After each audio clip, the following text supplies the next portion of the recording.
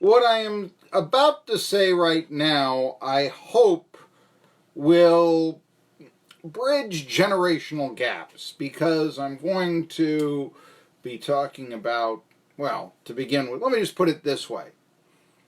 Modern technology, old school cool. Folks, I'm Marky Billson, your voice of choice for a new generation of Tri-City sports fans. The name of the program is Tri-City Sports Now. We've got a big boy show for you with 4 big guests today. It's on 1420 WEMB Sports Radio, jetbroadcasting.live. You can watch it on our Facebook page, and if you haven't already, I recommend that you do like 1420 WEMB Sports Radio on Facebook, because you can watch this show if you miss it or want to watch it again or something on our Facebook videos. You know, you missed the Ron Neckeye interview, it's on there. You know, you missed the Southern Conference Commissioner interview, we were the first person to talk to him, it's there. But in trying to bridge generations, let me just put it this way, social media, modern generation. Well, I just realized that Fred the Hammer Williamson was a Facebook friend of mine, and today Rocky Blyer liked one of my tweets. Now this, of course, makes me cooler than you. And that's why you're listening in right now. Hey, who do we got on the show today? Well, at 12:30, like we do every Tuesday at 12, it's Asian House Vols Talk with Caleb Calhoun. He runs allfortennessee.com. Lots of Vol news. They're recruiting 14-year-olds. You know, I mean, what else can we go from there? But Kerry Blackshear is back in the fold. Maybe, I mean, that could be the difference between the Vols contending for a conference championship or not next basketball season. Always college basketball talk. I mean, always. So that's the thing. It's become that sport, like Tony Page once said of boxing. There's always something going on. It's a good sport to cover. A lot of controversy, you know. Hey, look, you can't cover Bob Arum and Don King. You're not trying, you know. All right, so that's the first thing that goes on at 12:30. Then at 1, Jerry Bonkowski talking about Joe Logano and the NHRA, which is coming to Bristol this weekend. 1:30, I'm looking forward to this. Bryce Ballantyne, new general manager of the Elizabethton Twins, joins me. That's big because, you know, it used to be, and one of the things I've always been critical of the Appalachian League about is the mom and pop feel. Now, we had Mike Maines on here many times, the old general manager, liked him a lot. But you know what? You did have, well, he's running the Parks and Rec department and running a pro sports franchise seemed to be an afterthought. Well, now Boyd Sports comes in, and although I do say, look, when I'm telling you about the Boyd Sports family and all that, you know, keep your antenna up on that, because let me put it this way. I mean, let's eliminate the Bristol Pirates. Officially, they're in Virginia. But there are, in Upper East Tennessee, 5 pro sports franchises. They're all minor league baseball teams. The Tennessee Smokies, Johnson City Cardinals, Kingsport Mets, Elizabethton Twins, Greenville Reds. 4 of those 5 are now operated by Boyd Sports. That's very close to being a pro sports monopoly in this area. And I know you could say, well, I mean, you're sectioning just because of Borders, the Bristol Pirates. Admittedly, Boyd Sports does a good job getting the fans in. Far better than does Bristol or Kingsport. But at the same time, what if they took over all of them? I talk about, I'd like to have a AA team around here. And I think we deserve it. Instead of seeing one player a year develop that you might recognize on your team. Oh, a lot of good Appalachian League ball players come through here, you know, all this. And then they start making up the Appalachian League ball players that came through here. I mean, Albert Pujols did not play for the Johnson City Cardinals. Tell you the truth, the rookie leagues are low minors. And, you know, one of the things a sports franchise is supposed to do, especially a pro sports franchise, is really, you know, bring a region together. Give it identity. That's what ETSU does. That's what Tennessee does, the Volunteers. That's what, I don't know, the Pittsburgh Steelers do to Pittsburgh, or the Dallas Cowboys do to the Metroplex, or, whatever. Raptors do to Toronto, maybe not as much as the Maple Leafs, but you get the idea. It's supposed to bind you, We have high school rivalries being played by people from out of town in the Appalachian League. That's the thing about some. Anyway, Bryce Ballantyne joins me. First time I got a chance to really talk to him, 1:30. 1:45, David Strickland. This we haven't talked about that much either, but the head coach of the Tri-Cities Otters and the new owner of the Otters. What are the plans here? Again, I've said, hey, you know what?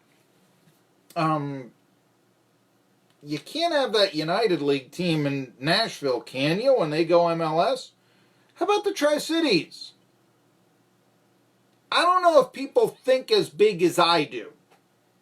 I see tremendous potential, and I see an area, and I used to say this 30 years ago, same market size as Las Vegas. Vegas was 90, Tri-Cities 92. They're 210 TV markets. Now we're 102, barely in the top half, no longer top 100. Vegas is 39. They've got the Golden Knights. They're getting the Raiders. They have a WNBA team, all that good stuff. Okay. Speaking of the NBA, let's get one thing straight. Fans shouldn't cheer when players are injured. It's that simple. Think about Philadelphia Eagles fans, and they have a horrible reputation, and why? They booed Santa Claus. You ever know that story? I wrote about it in my book, Pennsylvania Sports Trivia. Actually, that was a little bit overblown, booing Santa Claus and all that. The deal was that this was an absolutely horrible year for the Philadelphia Eagles, 1968. They won 2 games, and they won them late. They thought they were going to be able to draft O.J. Simpson. And that was going to turn the Eagles around and all that. Then the team screwed up and won a couple of games late. And you say there's a problem with tanking. Anyway, this is back when the Eagles played at Franklin Field. Everyone here, the Philly fans booed Santa Claus. Here's a story. And what they had done is that, it's the last game of the year, and they decided to have a Christmas theme at halftime, and Santa Claus would come out in a sleigh, and I guess they'd have the cheerleaders around, and and Santa Claus would wave to the fans that were there at Franklin Field. And I think they were going to toss candy canes to them or something like that. One problem. Guy they hired for Santa Claus didn't show up. It's that kind of year for the Eagles. And so they're looking around, and what do we do? And some Eagles official, they look around and say, see if anybody here they find a fan, he's like a teenager and all that. He's shown up for the game in a Santa suit. His name is Tom Olio. He's somewhere around 20 years old. And he doesn't have he shows up in a Santa suit, yes, but he's not fat and jolly and he's a skinny Philadelphian in a Santa suit. Hey, will you play Santa Claus for it? They're desperate. Oh, sure. The fans, after them, they get one look at what they said was a really straggly Santa Claus. I don't even know if he had the beard. His name was Tom Olio. You'd boo too. Well, I don't know. Maybe not the Tri-Cities because, we're all nice around here. And I remember the one time Ron Bliss, this is a while back, but this player didn't come to Tennessee because the fans had the audacity to boo their own team.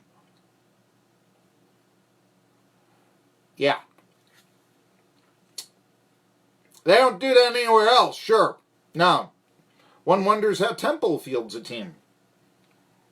Anyhow,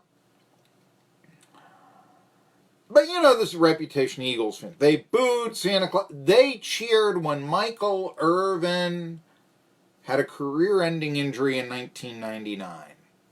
Now, there was real rivalry there. I'm from Pittsburgh. I've had season tickets to the Steelers since 1996.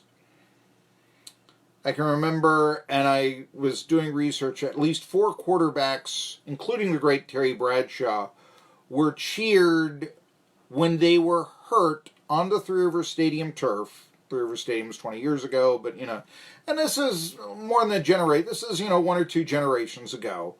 But there are at least 4 quarterbacks, including Mark Malone, who's been on this show before twice as a guest. Maybe it was 3 times, anyway. Used to be heard as a sports talk show host when we were affiliated with NBC, now we're with Fox, so no, he doesn't have his show anymore, so anyway. But when they got hurt, fans cheered. Yeah. In Pittsburgh. Their own player being hurt. So it's not like Kevin Durant getting cheered when he went down to injury was anything new, except maybe it was Toronto fans. Canadians. The friendly Canadian, so friendly. Do you see this? I did post this on my Medium page, or we're doing this, and where I post the monologue that begins every Tri-City Sports Now. And if you're not following that on Medium.com, Marky, Billson, why in the world aren't you? But anyway, Medium, here's the deal. You had a circumstance there where Jimmy Kimmel went to Toronto and tried to find Raptors fans that would speak ill of the Warriors, that would trash talk. He couldn't find them.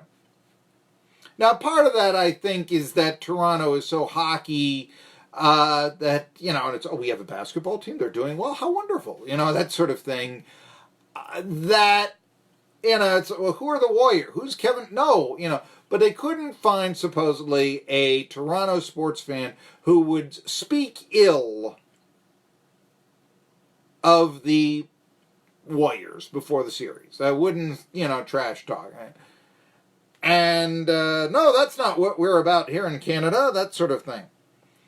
I get the feeling that piece was heavily edited now, but nevertheless, by the way, there is a school of thought that if you're booing an injured opponent, you're actually showing little faith in your own favorite team.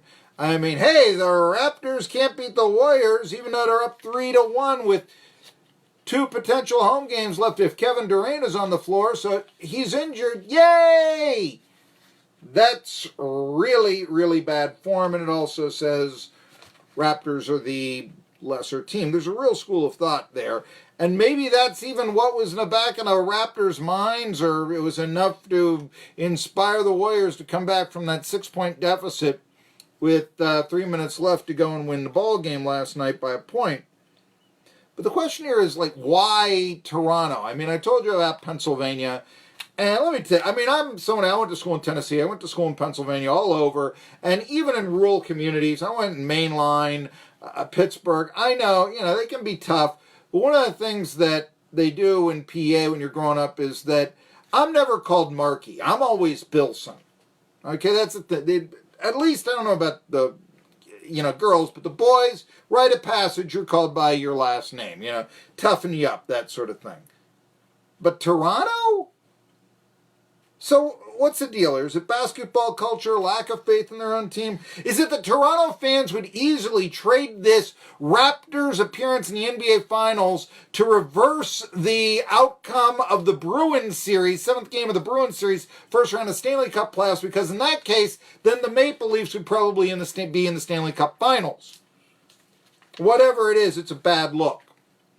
And it reminds me, historical Billson sports reference, of the 84 National League Championship Series between the Padres and the Cubs. And in that series, Irwin's Ed Whitson, and he always credited the fans for helping the Padres come back. They had to win 3 games at home to win the pennant, and they did. And it started with a Whitson victory, as a matter of fact. But by the time the series was evened up and made it to, back then, 5th game, their best-of-5 series, National League Championship Series, to go to the World Series. And by the time it had gotten to the 5th game, I was tied 2-2. And Ryan Sandberg's father, the Cubs second baseman, Hall of Famer, was pushed downstairs, and the San Diego fans, who Mike Royko called quiche-eating wimps, for crying out loud, but they were harassing the wives of some of the Cubs coaches and officials who were sitting in the stand, throwing some beer on them, that sort of Philly stuff in San Diego. And Royko wrote, and I even remember a letter writer in the Sporting News saying, you know what, those fans don't deserve a pennant in San Diego. And the thing is, the San Diego Padres, they'd lost a lot. I mean, you want to talk about long-suffering fans. Certainly the Cubs were, but the Padres were too.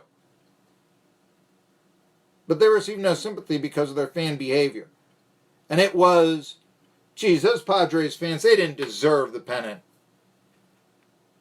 As boring as it is to see Golden State win all the time, one gets the same feeling towards the Raptors fans right now.